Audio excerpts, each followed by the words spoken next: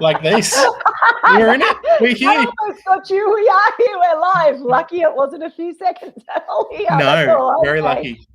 Hey, look, how on earth have you managed to find time to watch any cricket? Because you've been covering like every Australian in every event at the Olympics.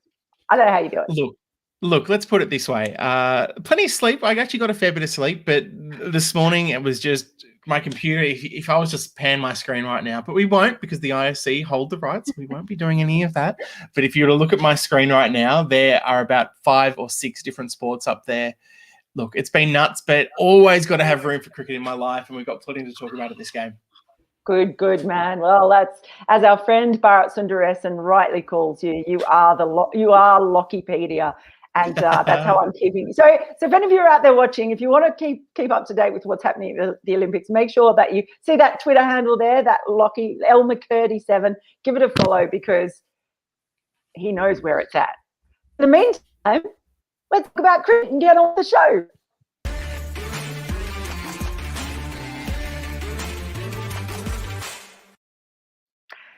Yes, well, what a few days it's been in cricket. We had all the drama of the second ODI about to happen, and then it didn't happen because of a positive COVID test, and then we didn't know if it was going to happen or what was going to happen. It's been quite a bizarre sort of time. I mean, great news too. We must say that everyone else over there has tested negative, and that is absolutely the main thing, and especially all the Australians now being fully vaccinated. That's a great thing for them on tour. But it must have been so disrupting and worrying and disorienting for the players, Locke, as well as them not being able to necessarily prepare as they'd like to. It really would have been. I think, especially when you consider how close to the game starting that they called it off. Like the toss was done and everything the other day. They were ready to start. So, quite remarkable, really, when you think about it. But thankfully, as you said, all the players, their tests have come back negative, and all the staff as well. So fantastic that we can crack on with this series. And I guess in a certain extent, it kind of vindicates a little bit those few players who chose not to go in terms of not wanting to put themselves in danger or just not wanting to tour. That this kind of shows that no matter what precautions you take, these sort of things are going to be something that is always going to be a concern in cricket tours for the months and years to come. Absolutely. I maintain there is no such thing as a watertight or virus-tight biosecure bubble. It just doesn't exist, especially not with the Delta variant. Anyway, we did get some cricket. West Indies, they won by 4 wickets in the end, sort of overcame a bit of a scare there in what was a pretty modest chase. But it is time now for our first topic of Timed Out. We have 9 seconds each. Send us your questions in the live chat as well, or any comments that you might have. He's there with the timer. Everything's ready to go. First up, Australia in a spin. Well, first up, it was with the batting, wasn't it? This has been a bit of a theme. Interestingly, Adam Zampa beforehand was talking about how players like Mitch Marsh had really been working on their batting against spin. But it has been a theme throughout the T20s, where Hayden Walsh Jr. has bowled brilliantly, and then through to this one-day series where Australia are having trouble. Having said that, it was clearly difficult to bat. Having the delayed match probably didn't help the pitch either. So you probably have to make some allowances for those difficulties. It still remains a nagging concern that Australia do have trouble, particularly the middle order, in playing spin. Like the way West Indies held Hayden Walsh Jr. back again. They sort of settled on that as a bit of a tactic.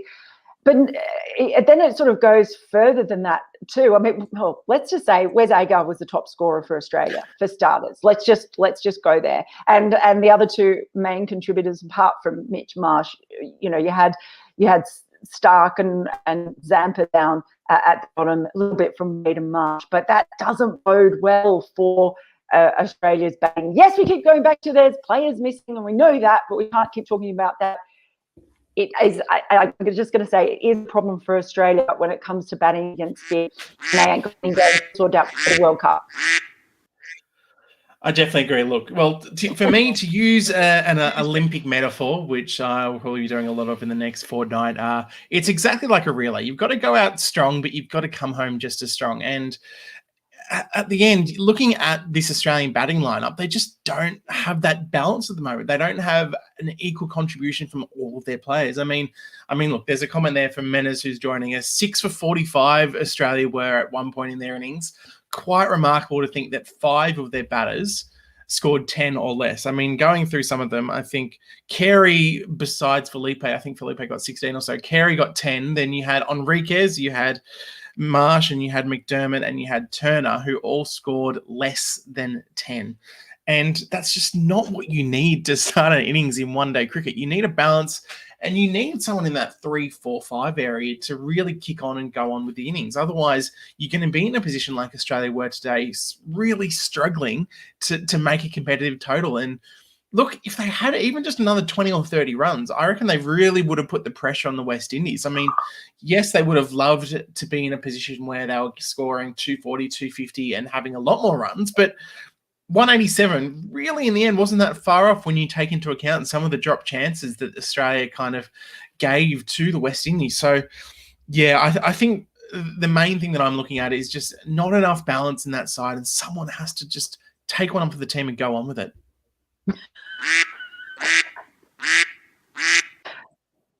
The duck agrees. Someone who isn't Wes Agar, let me point out. Well, funny you mention Wes, because our next topic is actually, for a timed out, is, here it comes. Wes to the rescue. Yeah, Wes to the rescue. Yes, it was Wes. I mean, we've seen some lovely stuff between the Agar brothers. We've seen all the brotherly love, and to see him come in. So Josh Hazlewood apparently wasn't feeling up to scratch. And we just spoke to Wes Agar just after the match then, and he sort of said, you know, they didn't really know until the previous night that, yes, the match was definitely going ahead, and then he had the inkling that he was going to be in replacing Josh Hazlewood. Now, it's sort of a funny thing, really. In a way, you think that Australia might have missed Hazlewood's bowling later on, but you can't actually imagine Josh Hazlewood going out and playing the innings that Wes Agar did, that actually got them any kind of total at all, that they were able to sort of even have a shot at defending. I think, again, he bowled fine. I will go on and talk about Australia and their use of the bowlers later. But look, he's one of those players that we kept saying was going over to the Caribbean with a chance to sort of step up and make a bit of a name for himself, or to grab the attention of people. And he's actually performed, I think, fine in the couple of opportunities that he's got. And he certainly did himself some favours today with the bat, because if that innings hadn't happened, I mean, you're looking at an absolute shellacking. He certainly rescued the innings. I think, from my perspective, you've got to give a bit of credit, especially to Adam Zampa, who we're going to be talking about with the ball a bit later, but he did well with the bat as well. I mean, they came together at 8 for 128 and managed to steer them to that total of 187. Zampa with 30-odd as well. He's nice stats with the bat. We've seen him a few times now, not consistently, but carry his own with the bat. But yeah, it's great to see someone like Wes Agar's positive influence on the team. I think it's something we've seen from both the Agar brothers, that they make any team they're in better. And it's not just on the field. It's about their positivity, about the game, about the world around them. And I think people just love having them in their team. We've seen that for Wes when he's been playing for the Adelaide Strikers, that he just brings this enthusiasm with him when he bowls. And even though he didn't get a wicket today, I thought he bowled fantastically. He was unlucky in a couple of times not to get that wicket. But yeah, it's just fantastic to see someone like him. Besides Mitch Marsh, he's probably been the one guy who you can maybe say outside the squad has stood up and taken that chance in this tour. And although it's not necessarily in terms of the numbers on the board, in terms of wickets and runs and things like that, it's purely the fact that he's giving him I just don't know how to say. He's giving it his all without getting the return, I guess, because it's just fantastic to see someone like him get an opportunity. He's proving himself in the Big Bash League and coming out and really just good. The countdown. Can you tell that I was waiting for the countdown? Really giving it his all, yeah. Well done, Locke. You're doing. Thank you. I don't know how you're keeping your head around so many things at the moment. I've just got to give a shout out in the comments to Phil. He's back. He's back. He's back. Our mate Phil's.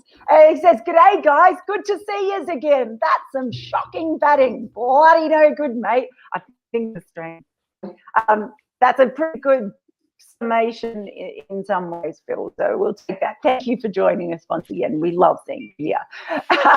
But it's time now to move on to our next timed out topic for the day. Zampa's shape. Now, and we're not talking about his hair, are we? We're not talking about his hair. I am talking about his hair. Well, okay. I am. I'll need to change my notes then if we are. Well, we're good? Okay, good. I just thought there was a bit of an irony in the fact that he was asked about, his haircut, shaving off the mullet, going bald, and he said he'd never seen the shape of his head again. In the end, it was the shape of his wrong end that was the most impressive thing, though. The shape of his head's fine, but it's the shape with the ball coming out was really impressive. And he has definitely done himself, I think, a lot of favours. He's a real thinking cricketer. You can tell that when you talk to him. He thinks and he plans a lot. He's very, very thoughtful. And there are going to be times when, he gets taken apart. That's just the nature of it. And, you understand that that's there. But I guess my issue is, seeing what he did. I didn't quite understand why Australia didn't only gave Ashton Turner 2 overs. When he'd come on, taken a wicket, only given up a few runs in that first little spell of his. And even afterwards, Alex Carey was speaking after the match and mentioned the quicks twice and how well the quicks did and the spinners did well. For me, it just seems like, you saw Mitchell Swepston and Ashton Agar come onto the field with the drinks. Australia need more white ball spinners and to strengthen their stocks there as support for Zampa in both short formats of the game.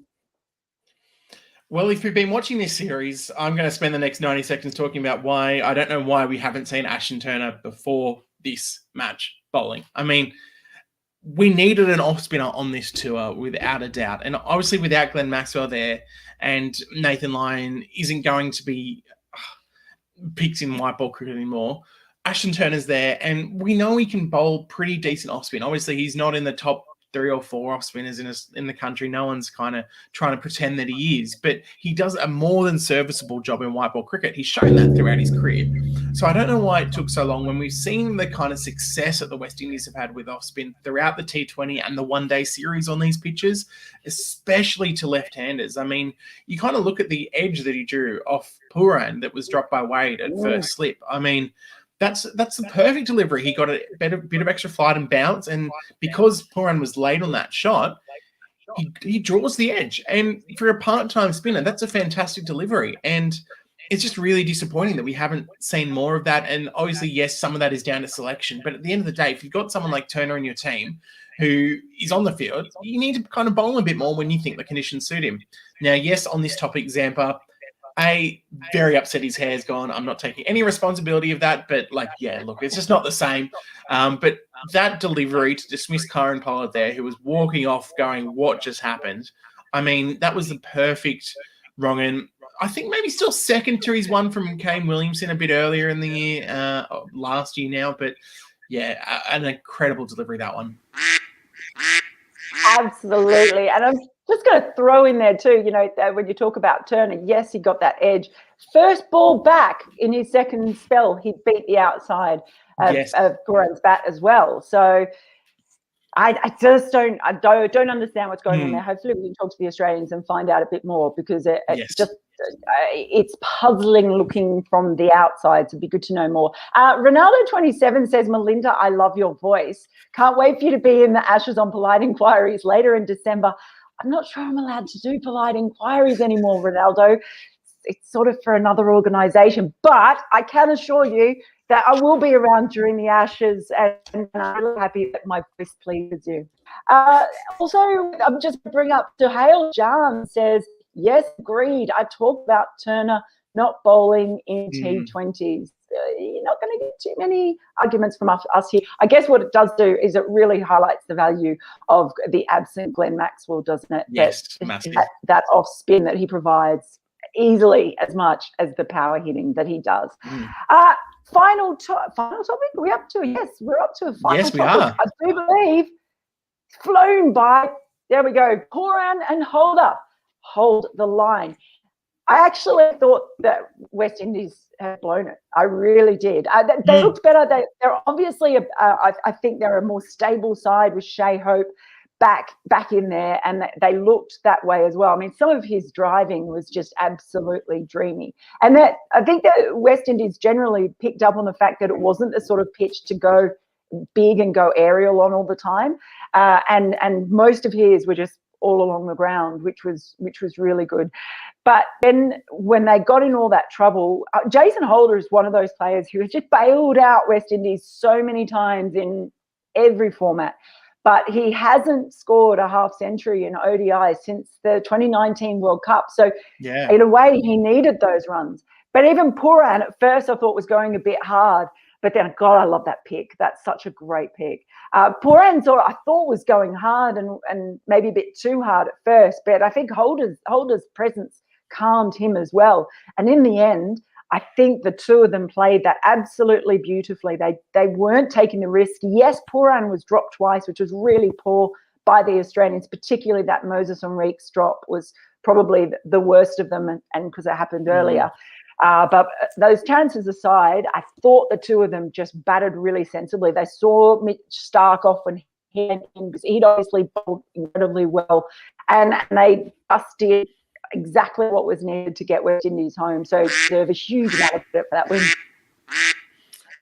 Without a doubt. I mean, I thought Mitchell Starc bowled as well as he did today, then he did the whole series, essentially. I think some of the deliveries, like that one that clipped the off stump was just pure Mitch Starc brilliance. I mean, he had about 3 appeals in the first over for an LBW and eventually got his man for his first wicket of the match. But yeah, for them to be able to see off Starc the way they did, because he was bowling at his prime. I mean, some of the deliveries that were beating the outside edge and just swinging in, and he almost could have got 3 caught behinds how close they were to the outside edge. So they did fantastically to see them off. But again, they kind of capitalised on the inexperienced duo of Wes Agar, Riley Meredith a bit, and scored a few more runs off them, which I guess was always going to be the case. I think Agar and Meredith will be better for the game and getting it in their boots, but would really like a game where they each get 2 or 3 wickets just to steady themselves at international level. I think that's kind of what's missing there, a little bit more confidence in their wicket-taking ability.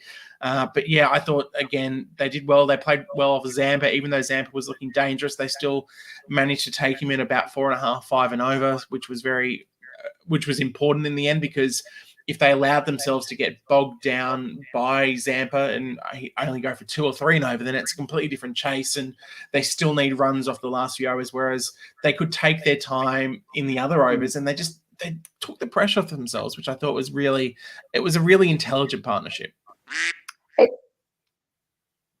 Just a single. Oh no, the crowd's playing with me, man.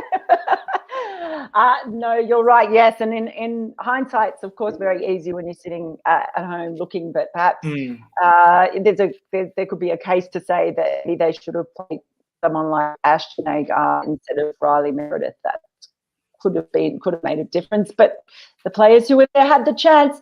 Another comment from Ronaldo 27. Worries for Aussies. The tour has shown the bench strength is super lacking. Worst Aussie fielding on this tour. No bowling apart from the big 3: Starc, Zampa, Hazelwood.